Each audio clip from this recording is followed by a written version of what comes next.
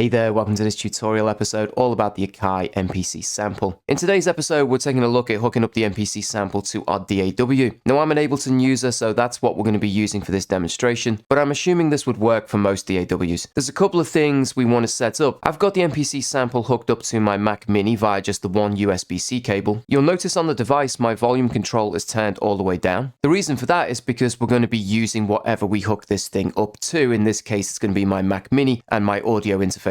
But this USB-C cable is connected directly from the MPC sample just into the front of the Mac Mini. We'll start with the MPC sample and how I've got things set up here. So we'll do Shift and MIDI config. And because I'm having to do this on a small screen, I'll talk you through the settings as we go along. At the top of MIDI config, my MIDI port is set to USB. My MIDI in channel is set to all. My MIDI out channel is set to 1. My pad MIDI in is set to on. My pad MIDI out is set to always. My MIDI sync in is turned to off. My MIDI sync out is set to MIDI clock. My MIDI through is set to on. And receive program change I have set to off. If we take a quick look at the Ableton side of things, I've got under my audio tab, the audio input device is set to the MPC sample. When this is connected via USB-C, you should be able to see it as the audio input device and also the audio output device if that's what you want. For this demonstration, my audio output device is set to my audio interface. You might want to play around with sample rate and buffer size. Currently, I'm using 512. And if we move down to the tempo and MIDI tab, with this cable connected, you should see the MPC sample in your input ports and also your output ports. For the input port, I have the MPC sample set to track and sync. And I do have the output port set to MPC sample just for tracking. Now there's two ways to work here.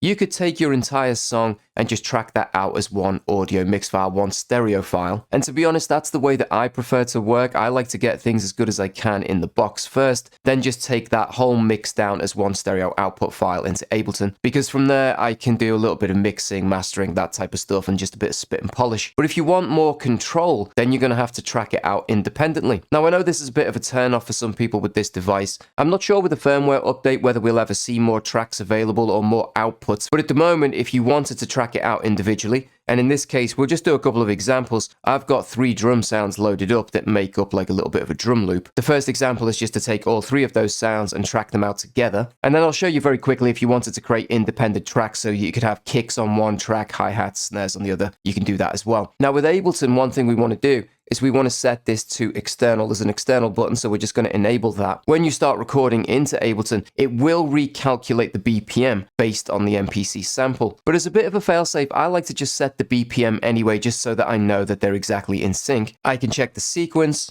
check that it's 85 BPM in this case, and inside of Ableton, I'm just going to set this to 85 BPM. Now currently I have just one audio track. On the far right, you'll see the inputs that's set to external in, and underneath, I've chosen 1 and 2 so that it is a stereo input. The track is armed to record. And if you want to hear the audio directly from the MPC sample, you want to set your monitoring to in. If I move up to the top bar and I press record, nothing's going to happen. But when I press play on the MPC sample, that's going to trigger recording inside of Ableton, and it's going to record for however long we want. Now, if we've got a song set up or something like that, you can just let it run for the entire song. I just have one sequence for this demonstration, so I'm just going to play a little bit of that audio and show you it being recorded into Ableton.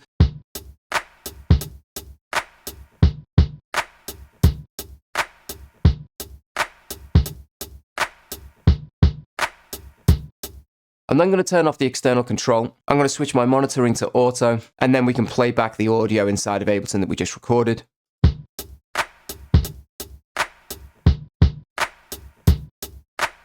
And there you go. It's really, really simple. Now let's say you don't want to take the entire track and you want to actually split this down into independent audio files. Well, then the process is going to be a little bit more long-winded because you're going to have to mute and track out each individual track. With Ableton, I'm going to create a new audio track, and we'll create another one as well. Let's say this first track I want to be my kicks, and this second track we'll call snares. Obviously, you're going to have to create an audio track for every track that you want from the MPC sample. But in order to take just our kick drums, we can go to mute, and we're going to mute our hi-hats and our snares, and then we'll follow exactly the same steps. With external armed and Ableton ready to record, we can just press play and record in the kick drums.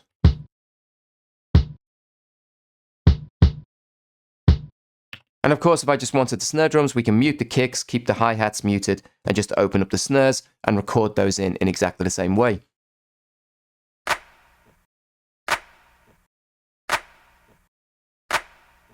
So there you go. It's going to depend on your preferences. It would be nice if we saw more outputs available via the USB-C at some point in the future. I'm not sure if we ever will. But for now, if you want to track out your beats, it is entirely possible. And because you can take the MIDI and the audio via one USB-C cable, it is pretty cool. Anyway, I'm going to sign off there. I'll see you guys in the next one. Take care.